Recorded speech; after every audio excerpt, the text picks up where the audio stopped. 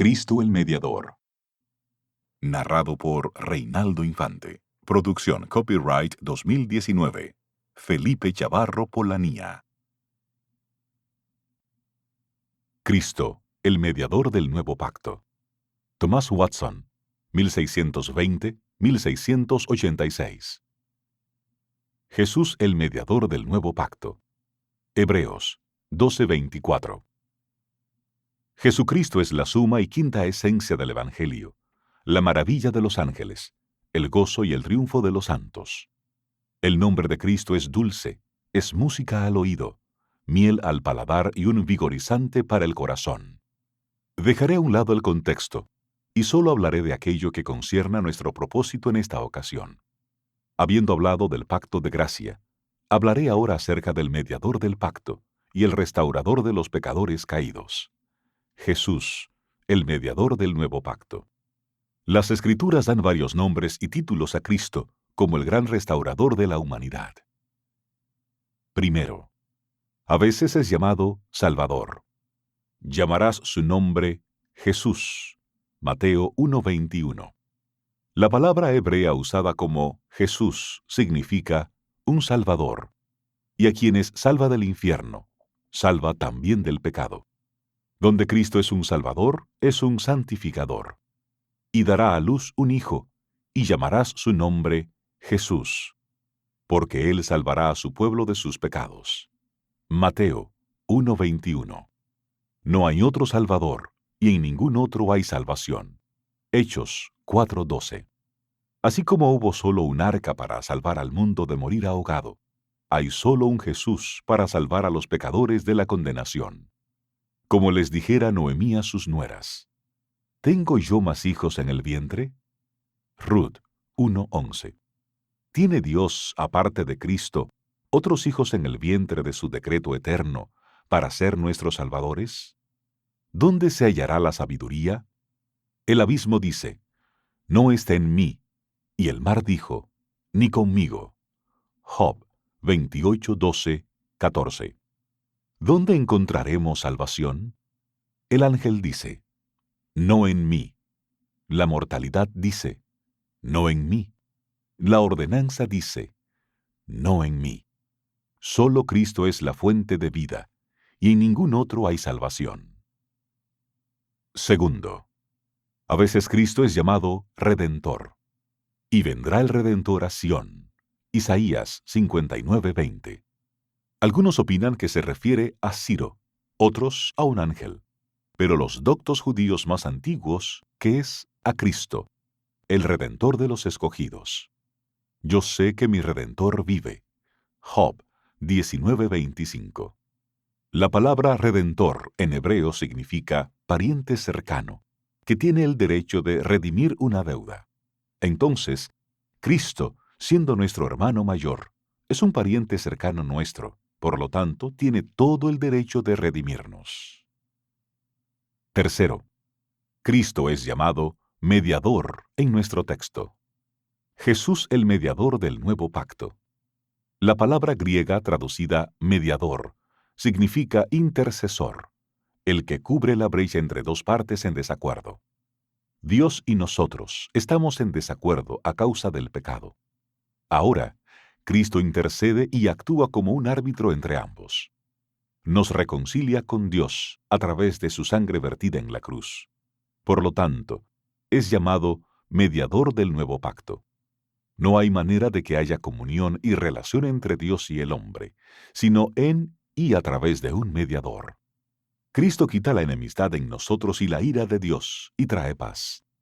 No es Cristo solo un mediador de reconciliación, sino también de intercesión. Porque no entró Cristo en el santuario hecho de mano, sino en el cielo mismo para presentarse ahora por nosotros ante Dios. Hebreos 9:24. Cuando el sacerdote ofrecía el sacrificio de sangre, tenía que llevar la sangre del animal sacrificado ante el altar y al propiciatorio, y presentársela al Señor. En Cristo nuestro mediador, consideremos dos cosas. A, su persona. B, sus gracias. A, su persona. Su persona es afectuosa, es todo amor y hermosura. es la efigie de su Padre, la imagen misma de su sustancia. Hebreos 1:3. 1.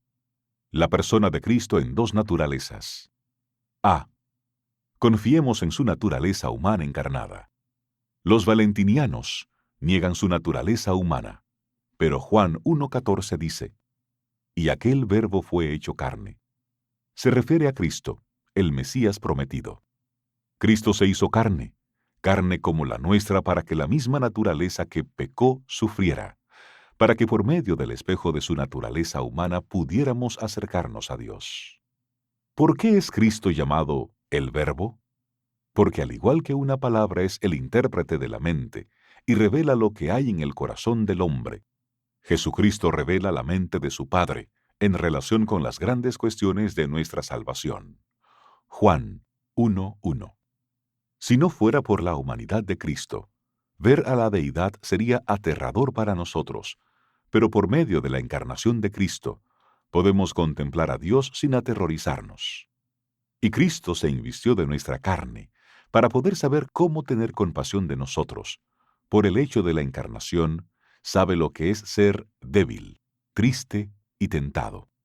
Él conoce nuestra condición. Salmo 103:14. Se invistió de nuestra carne para, como dice Agustín, ennoblecer con honra nuestra naturaleza humana. Cristo, al haberse hecho carne, exaltó nuestra humanidad haciéndola superior a la naturaleza angelical. B. Confiemos en la naturaleza divina de Cristo. Podemos comparar a Cristo con la escalera de Jacob, que alcanzaba desde la tierra al cielo. Génesis 28:12. La naturaleza humana de Cristo era el pie de la escalera, asentada sobre la tierra.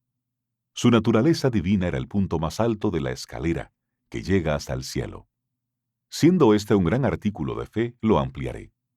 Sé que los arrianos, los socinianos y los ebionistas le robarían a Cristo la mejor joya de su corona, su deidad. En cambio, el credo apostólico, el niceno y el de Atanasio afirman la deidad de Cristo. Las iglesias de Helvecia, Bohemia, Wittenberg, Transilvania, etc., le dan su total aprobación. La Biblia es clara en esto. Él es llamado Dios fuerte, Isaías 9:6, porque en él habita corporalmente toda la plenitud de la deidad. Colosenses 2:9. Comparte la misma naturaleza y esencia con el Padre. En esto coincidían Atanasio, Basilio y Crisóstomo. ¿Es el Padre llamado Todopoderoso? También es Cristo, el Todopoderoso. Apocalipsis 1:8. ¿Es Dios el Padre el que escudriña los corazones? También lo es Cristo. Él sabía lo que había en el hombre. Juan 2:25. ¿Es Dios el Padre omnipresente? También lo es Cristo.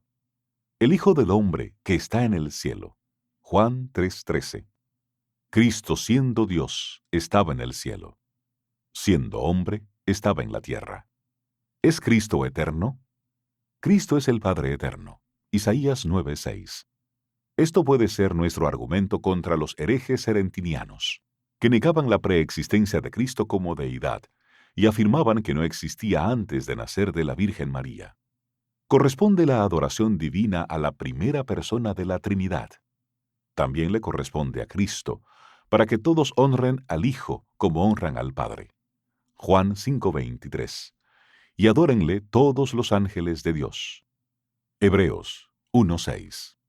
¿Es la creación algo propio de la deidad? Esta es una joya en la corona de Cristo.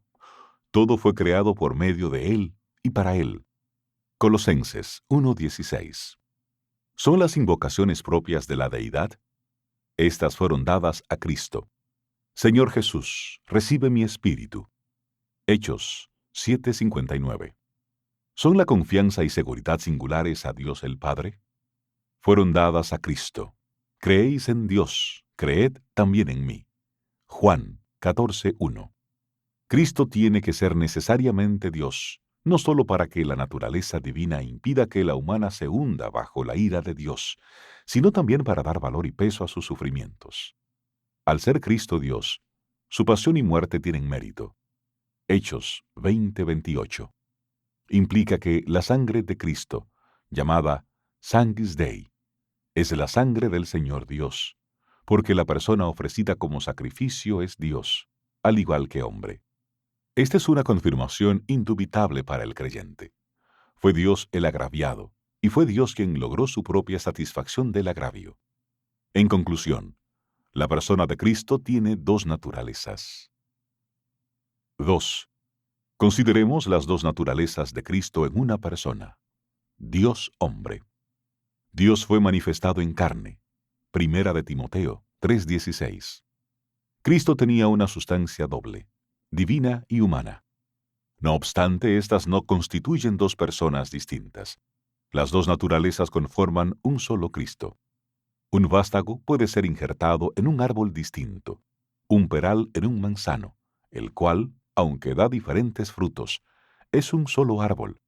De la misma forma, la humanidad de Cristo está unida a Dios de una manera inefable. Son dos naturalezas, pero una sola persona. Esta unión de dos naturalezas en Cristo no fue por transmutación.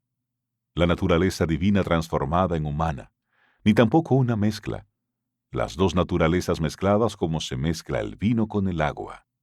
Ambas naturalezas de Cristo siguen siendo distintas, pero no conforman dos personas distintas, sino una sola. La naturaleza humana no es Dios, no obstante, es una con Dios. B. Consideremos a Cristo nuestro mediador con referencia a sus gracias. Estas son el dulce aroma de su esencia que hace que las vírgenes lo amen. Dice la palabra que Cristo, nuestro bendito mediador, era lleno de gracia y de verdad. Juan 1:14. Contaba con la unción sin medida del Espíritu. Juan 3:34. La gracia de Cristo es superior y más gloriosa que la de cualquiera de los santos. 1. Jesucristo nuestro mediador es perfecto en toda gracia. Colosenses 1:19. Es infinito en sus recursos, una nave con abundantes fortunas y un cofre lleno de todo tesoro celestial es toda plenitud. No hay santo sobre la tierra que lo iguale. El santo puede destacarse en una gracia, pero no en todas, así como Abraham se destaca por su fe y Moisés por su humildad, pero Cristo lo sobrepasa en toda gracia. 2. Hay una plenitud de gracia en Cristo que nunca falla. La gracia en los santos es un sube y baja. No la tienen siempre en el mismo grado y proporción. En una época, la fe de David era fuerte, en otra era frágil y tan débil que apenas se le sentía el pulso. Cortado soy de delante de tus ojos. Salmos 31:22. En cambio, la gracia en Cristo es una panoplia, que nunca falla, nunca mengua en lo más mínimo. Nunca ha perdido ni una gota de su santidad. Lo que Génesis 49, 23, 24 dice de José, bien podemos decir de Cristo. Le causaron amargura, le asaetearon y le aborrecieron los arqueros, mas su arco se mantuvo poderoso. Los hombres y los demonios atacaron a Cristo, pero su gracia se mantuvo totalmente vigorosa y fuerte. Su arco se mantuvo poderoso. 3. La gracia en Cristo es comunicativa. Su gracia es para nosotros el óleo santo del Espíritu, echado sobre la cabeza de este bendito Aarón para que se derrame sobre nosotros. Los santos no tienen ninguna gracia para conferir a otros. Cuando las vírgenes necias quisieron comprar el óleo de las otras vírgenes, diciendo, «Dadnos de vuestro aceite, porque nuestras lámparas se apagan». Mateo 25:8. Las vírgenes sabias respondieron, «Para que no nos falte a nosotras y a vosotras, id más bien a los que venden, y comprad para vosotras mismas». A los santos no les sobra gracia para otorgar a otros. En cambio, Cristo la esparce por doquier. La gracia en los santos es como el agua en una vasija. La gracia en Cristo es como el agua del manantial. Porque de su plenitud tomamos todos, y gracia sobre gracia. Juan 1:16. Así como una copa debajo de un alambique recibe gota a gota su agua, se destilan sobre los santos las gotas e influencias de la gracia de Cristo. ¡Qué gran consuelo es esto para aquellos que tienen muy poco o nada de la gracia! pueden recurrir a Cristo, el mediador, que es un raudal de gracia. Señor, soy indigente, entonces, ¿a dónde llevaré mi copa vacía sino a una fuente llena? Todas mis fuentes están en ti. Salmos 87, 7. Soy culpable, tú tienes sangre para perdonarme. Estoy contaminado, tú tienes gracia para limpiarme.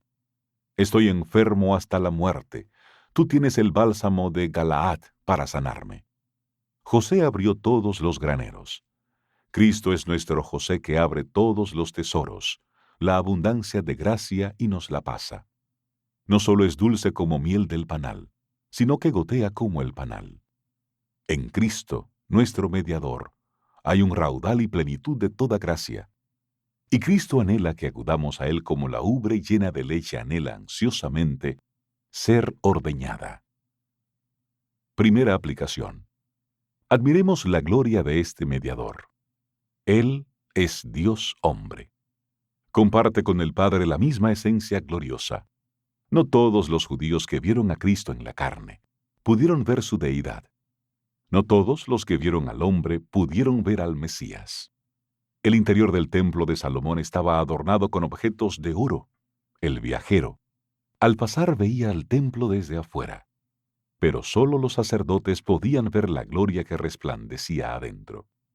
De igual forma, solo los creyentes, quienes son hechos sacerdotes de Dios, ven el interior glorioso de Cristo, a la deidad resplandeciendo a través de su humanidad. Apocalipsis 1:16. Segunda aplicación. Si Cristo es Dios y hombre en una persona, entonces confiemos solo en Él para ser salvos. Tiene que haber algo de la deidad en que basar nuestra esperanza. En Cristo está la deidad, y lo humano hipostáticamente unido. Si pudiéramos derramar ríos de lágrimas, ayunar más que Moisés en el monte, si fuéramos moralistas perfectos, sin mancha ante la ley, Filipenses 3, 5, 6. Si pudiéramos lograr el grado más elevado de santidad en esta vida, aún así, nada de esto nos salvaría. Tenemos que confiar en los méritos de aquel que es Dios. Nuestra santidad perfecta en el cielo no es la causa de nuestra salvación, sino la justicia de Jesucristo. A esto, pues, se apresuró Pablo, como a los cuernos del altar. Ser hallado en él, no teniendo mi propia justicia. Filipenses 3, 9, 10. Es cierto, podemos confiar en las gracias que nos fueron dadas como evidencias de salvación, pero solo en la sangre de Cristo como la causa. En la época de Noé, cuando llegó el diluvio, todos los que confiaron en los montes y árboles altos y no en el arca se ahogaron. Puestos los ojos en Jesús, creamos solo en Él, para que no solo esté unido a nuestra naturaleza, sino también a nuestra persona. Hebreos 12:2. Para que, creyendo, tengáis vida en su nombre. Juan 20:31. Tercera aplicación. ¿Es Jesucristo Dios y hombre en una persona? Esto, como muestra la dignidad de los creyentes, es un consuelo inefable. Los creyentes están íntimamente relacionados con la persona más grande que jamás vivió, que vive y que vivirá, porque en él habita corporalmente toda la plenitud de la deidad. Colosenses 2:9. Estando unidas las dos naturalezas de Cristo, la divina y la humana, todo lo que Cristo puede hacer para el creyente en cualquiera de sus naturalezas, eso hará. En su naturaleza humana, ora por ellos. En su naturaleza divina, los reviste de dignidad. Cuarta aplicación. Admiremos el amor de Cristo, nuestro mediador, que se humilló a sí mismo y tomó nuestra carne para poder redimirnos.